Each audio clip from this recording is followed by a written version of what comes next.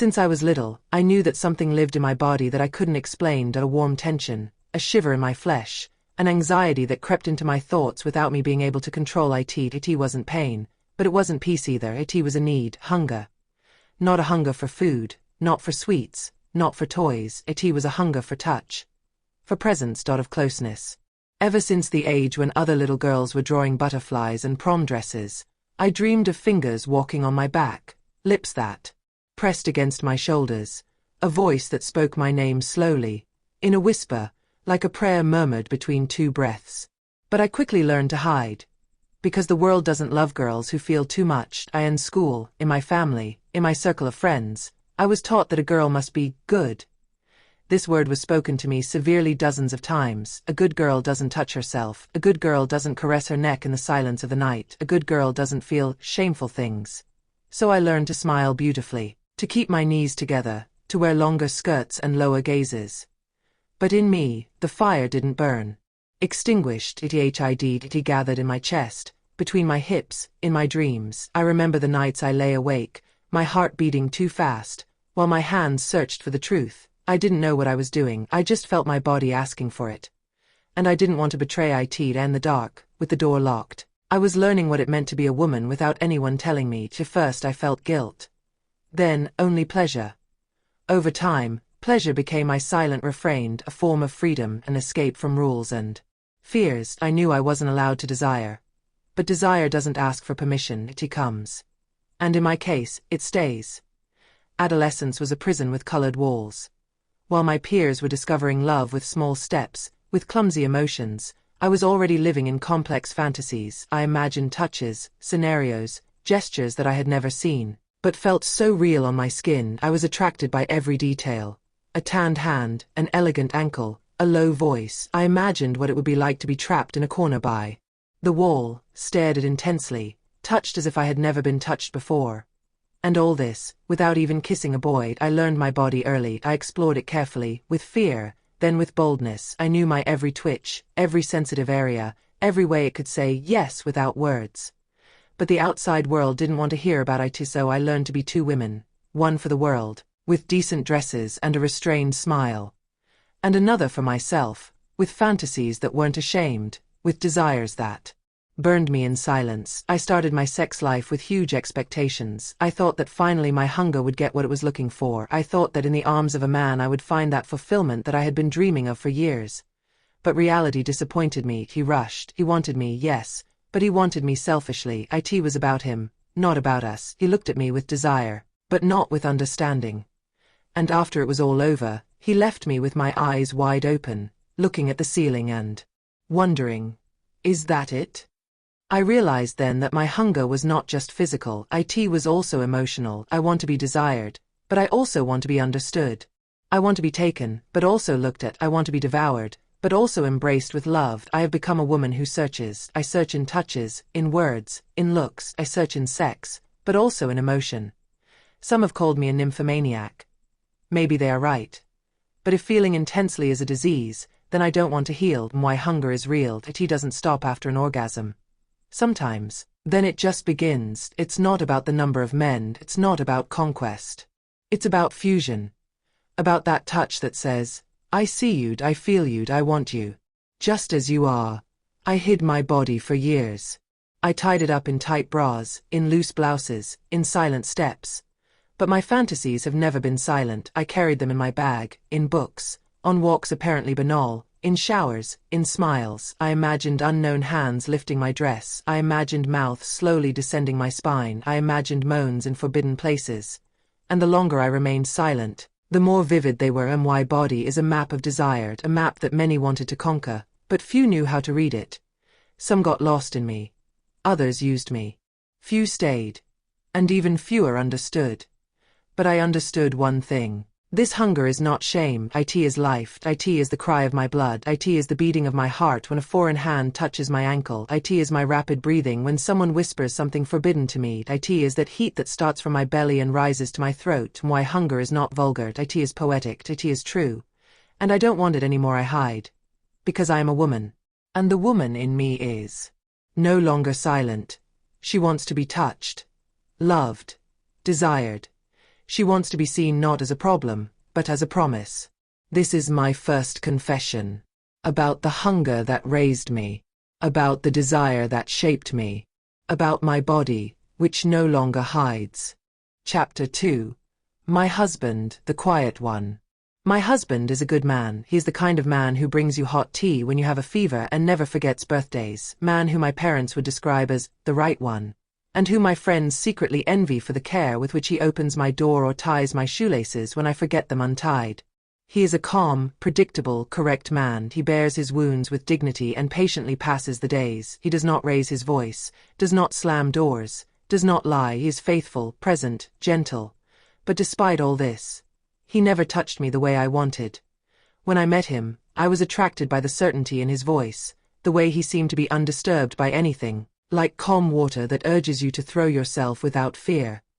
And I did. I threw myself into him, with everything I am, with all my desire to be seen, to be loved. I thought that in his arms I would finally find rest, balance, a calm love that would soothe me and satisfy my hunger. First, he was tender. He would kiss my forehead in the morning and tell me how beautiful I was. He would caress my hand in public and bring me flowers without any occasion. He would make love to me attentively, with care, with respect.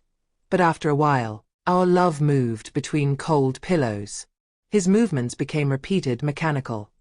The touches turned into routines. He would offer me affection, but he no longer burned for me. He would smile at me, but he wouldn't devour me with his gaze. He would say, "I love you," but he wouldn't make me tremble under his fingers.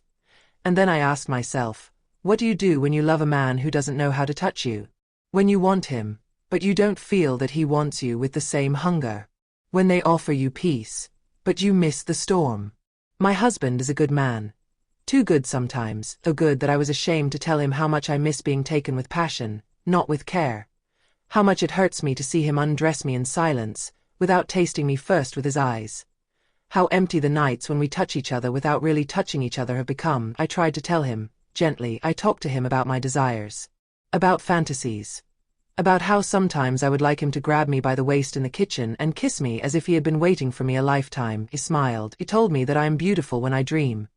And he continued washing the dishes. He makes love like a ritual. He undresses in silence, touches my breasts with his fingertips, then penetrates me carefully, without rushing, without ever losing his control. He closes his eyes and moans discreetly, so as not to disturb the neighbors. After that, he hugs me, kisses my forehead and falls asleep. But I stay awake, with my eyes on the ceiling, with my body quivering with unfulfillment. I miss that wildness in which a man no longer knows where his desire ends and where I begin. I miss that madness in which flesh is language, and pleasure the answer. My husband never looked at me with hunger. He never tore my dress. He never pushed my back against the wall, trembling with impatience. He never kissed me as if he was afraid he would never be able to do it again. And I started to lose myself. I started to put on red lipstick. Although he prefers natural lips, I started to wear lace under my day clothes, even though no one would notice. See? Just me. Just the fantasy. Just that thought that, somewhere, someone could see me again as a woman, not just as a wife.My husband, the quiet one, doesn't know that there are nights when he touches me alone, in our silent bathroom, with his body still wet after the shower. He doesn't know that when he says, "Good night," to me and turns his back, I stay awake and start dreaming of other hands, other mouths, other voices calling my name with thirst. I loved him. I love him. But love doesn't stop my desire. It demands more than gentleness. It demands burning. And he doesn't burn. He shines warm, like a lamp in a quiet room. But I'm made of fire. Maybe I'm wrong. Maybe I'm too intense. Too alive. Too much, as someone once told me. But how can I be otherwise? How can I give up who I am just to make him comfortable? Sometimes, I watch him when he sleeps. He has a peace on his face that makes me envy him. He doesn't seem to be fighting anything. He doesn't seem to feel like he's missing anything. Maybe for him, what we have is enough. A house, 2 pillows, a warm meal and a woman waiting for him. But I have days when I want to run away, to go barefoot through the night, to get lost in the arms of a stranger who doesn't know my name, but guesses my trembling, to be touched without promises, but with all the sincerity of desire. And then I go back to him, to the man who loves me in silence, who covers my shoulders at night if I uncover myself, who tells me, "Be careful of the cold," before I go out. A good, calm man. But no, not a man who makes me shiver. Maybe it's not his fault. Maybe it's not my fault either. Maybe we love differently, he in silence, me in moans, in promises, me in fantasies, with his mind, me with my whole body. Our marriage is a beautiful house with big windows, but without a fire in the fireplace. And I began to feel the cold. I don't know how much longer I can stay in a warm bed where my soul trembles with desire. I don't know how much longer I can listen to "I love you" without feeling that "I want you" was forgotten somewhere along the way. I don't know how much longer I can smile in the morning, when at night I cried in silence. But I know one thing, my husband is a good man. But I am a woman hungry for life, for skin, for truth. And I'm afraid that one day I will burn too much for his silence to keep me by his side. Chapter 3. The first time I cheated.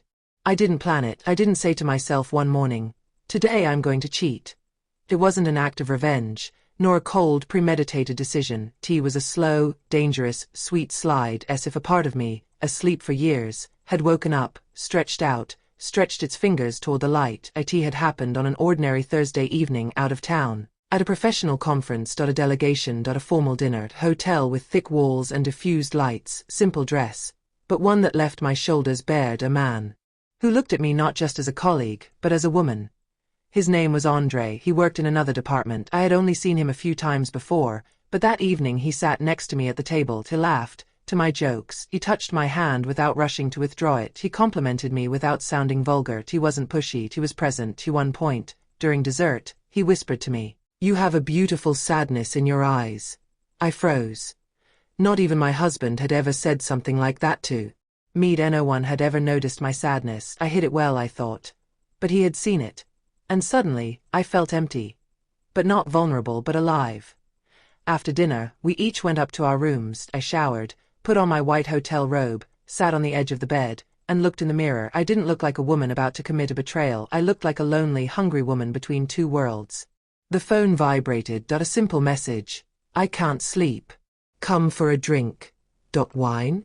Room 518". I stood still for a few seconds.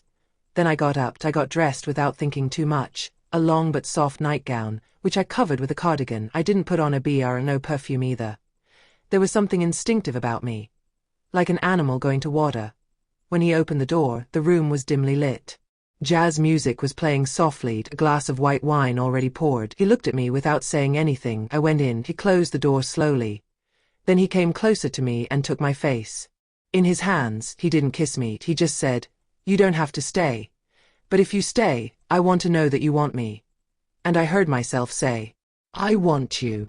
It was the first time in a very long time that I felt wanted without explanation, without context, without obligations. He touched me with a certainty that didn't ask for permission, but gave me space. He unbuttoned my cardigan, lowered the strap of my nightgown, and ran his lips along my collarbone. My body trembled, but not from fear. From anticipation. I felt the barrier of shame, of learned morality, of ideal fidelity break down. I let myself go, and my body said, yes, while my heart beat confused between desire and guilt. He kissed me hungrily. He bit my neck lightly. He pushed me onto the bed and lifted my legs around his waist. It wasn't gentleness. It was a thirst that was reflected in our eyes. I moaned. I didn't cover my mouth. I didn't stop. I grabbed his shoulders and felt him enter me with a force that took my breath away.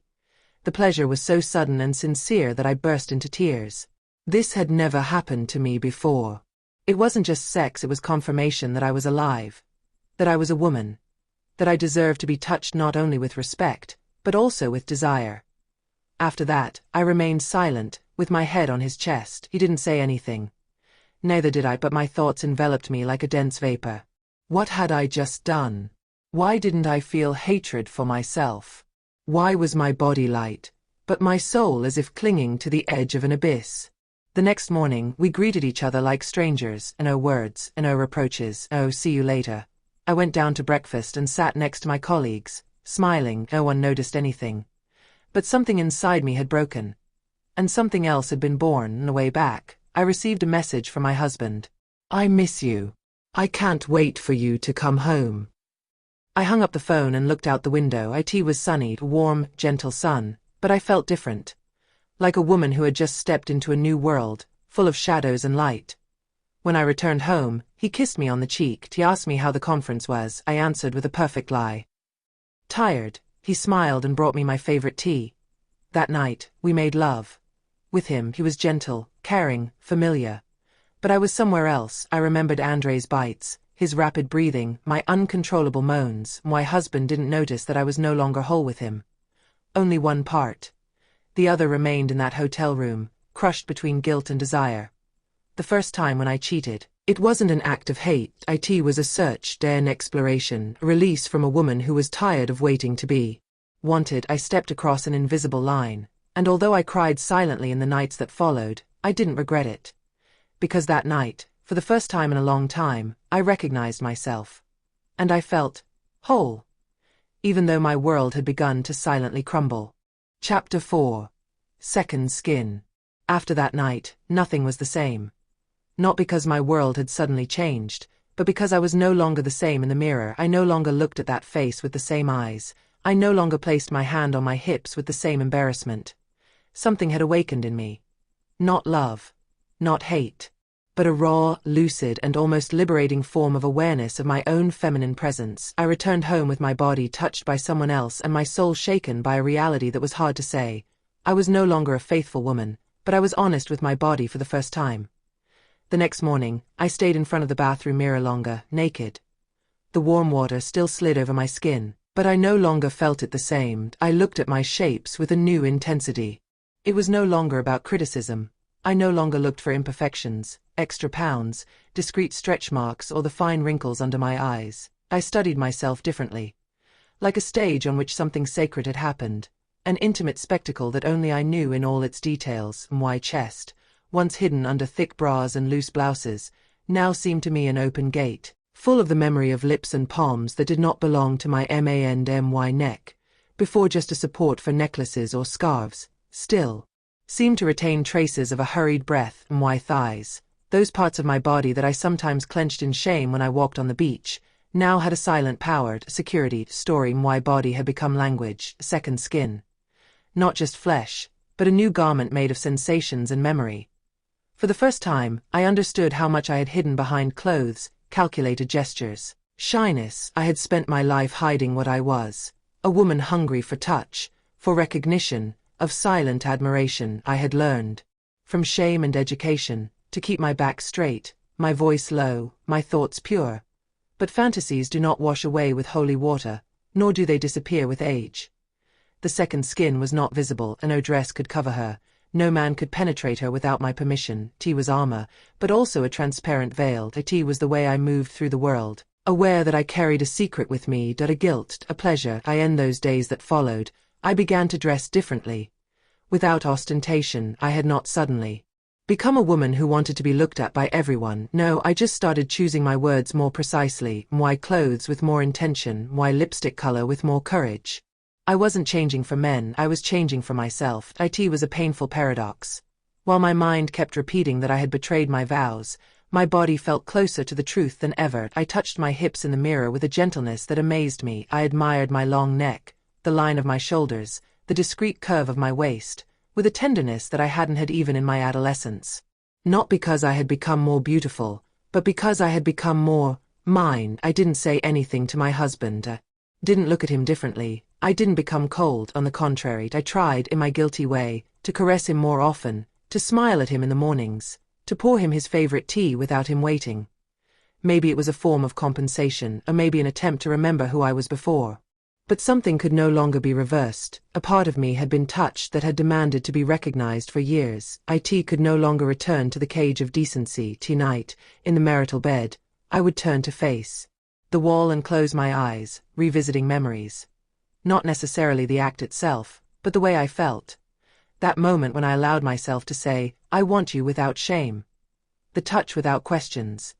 The look that didn't judge me. It was, for me, a form of prayer to a forgotten goddess, the goddess of my body. I was not going to become an easy woman. I felt neither the need to repeat the experience immediately, nor some chaotic desire. It wasn't about numbers or trophies. It was about a new awareness, aware my body with pride, not with fear. To understand that I don't have to wait for anyone's permission to feel whole.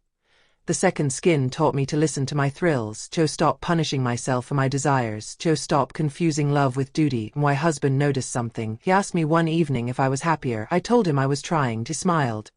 Then he kissed me on the cheek. With that gentleness that seemed increasingly foreign to me. With the lack of flame that I was trying to compensate for, I had begun to understand that fidelity is not only about the body, but also about sincerity. And I had already been unfaithful to my soul for too many years. I had lived in the role of a good, obedient, devoted woman, but inside me lived another woman, one hungry for truth, touching, profound. This new identity was not easy to wear. It was not comfortable. It was like a second skin that sometimes squeezed me and other times freed me. But it was real. I started writing in an old notebook, with thick pages and cherry leather covers. Evening after evening, I wrote. Not the story itself, but the emotions. The words that could not be said out loud. The fantasies. The doubts. The fragility. The power and why body had become a word, a confession. Sometimes I felt it like a burden. Sometimes like a key. But I never felt it like a prison. This was, for me, the real betrayal.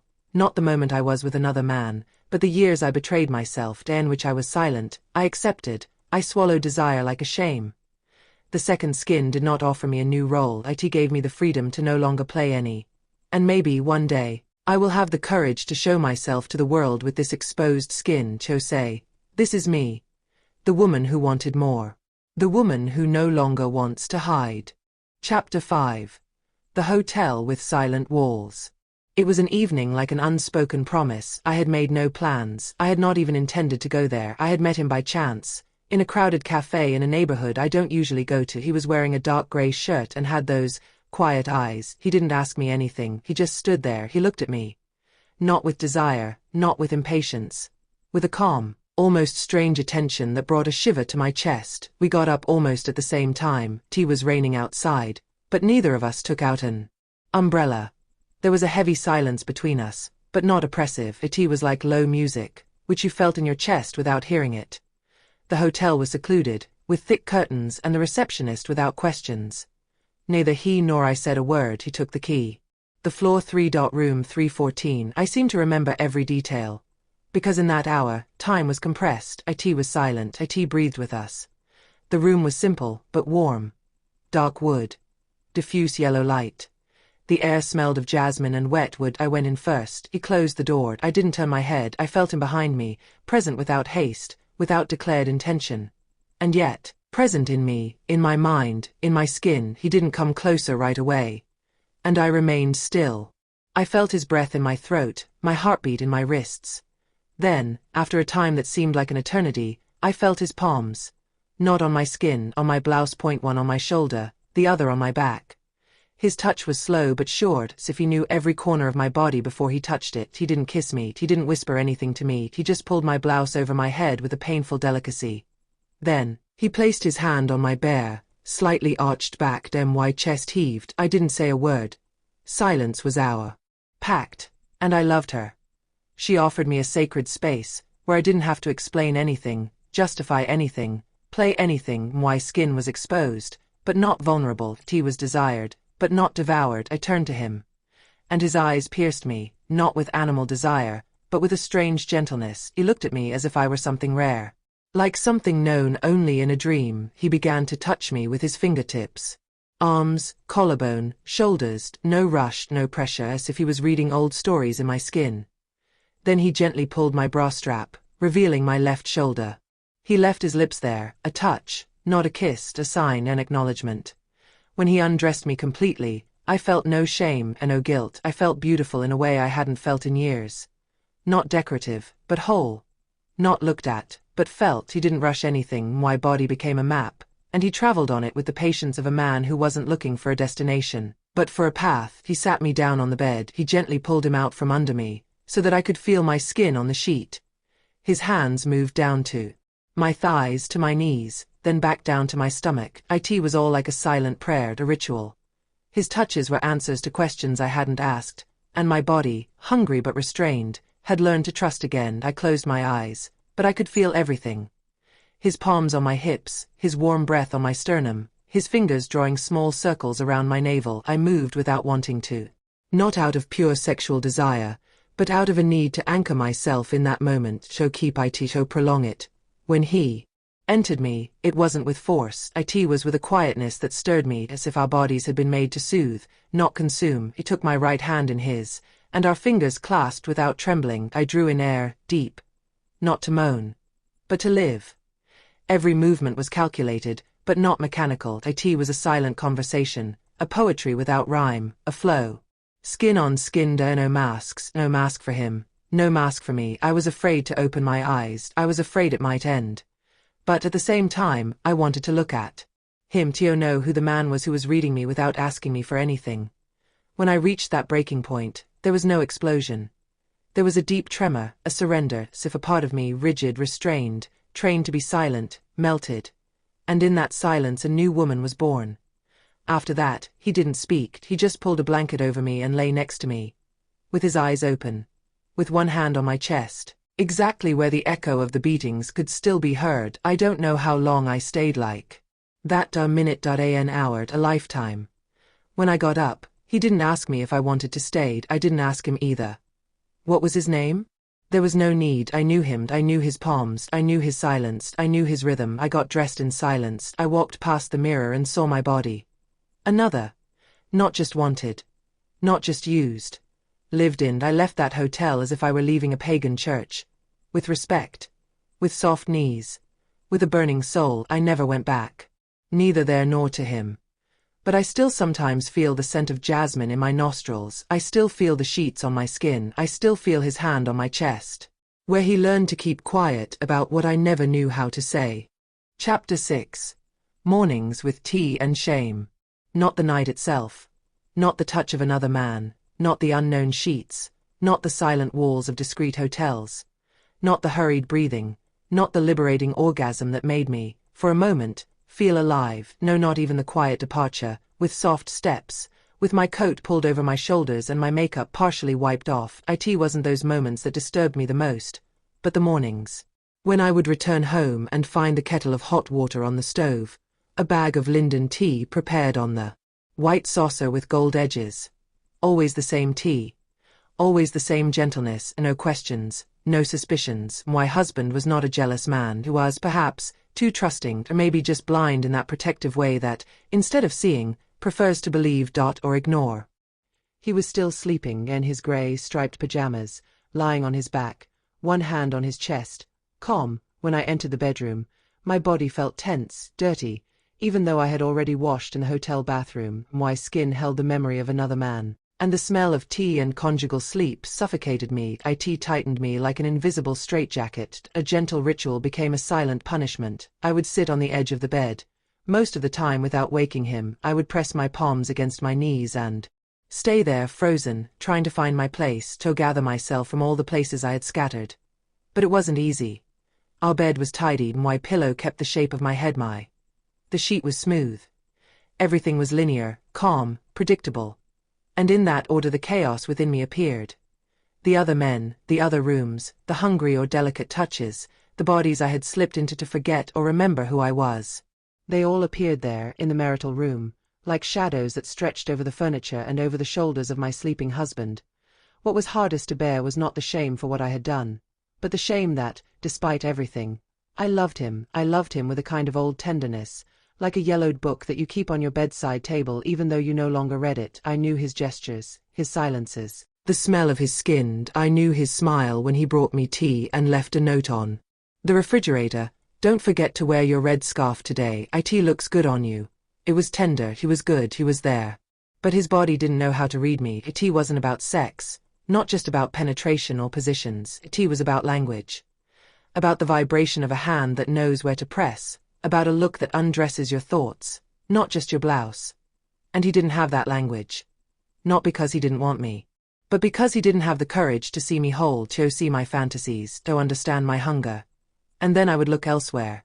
And after every night of escape, morning would come. With tea and shame. With the silence of that house that offered me safety, but not liberation. With breakfast in silence and the kiss on the forehead. With the unspoken question, where were you last night? That he didn't put on and that I didn't hear, but that floated in the air like an invisible trail. I often wondered, If he knew, what would he do? And I wondered with an almost childish fear. Not because I was afraid of loss, but because I was afraid that I would destroy his image of me. He loved me as I had built myself in front of him. Faithful, calm, gentle. The balanced woman. The settled woman. But I had wild parts that I fed in the dark. Fantasies, desires, goals that neither he nor our marriage had ever reached. After an affair, shame was not a punishment from God, but a physiological reaction. I could feel my skin burning, my throat drying. My hands shaking on the teacup. I looked at him across the table and didn't know whether to hug him or run away. I didn't know whether to tell him, I love you, or, forgive me. And I didn't say anything.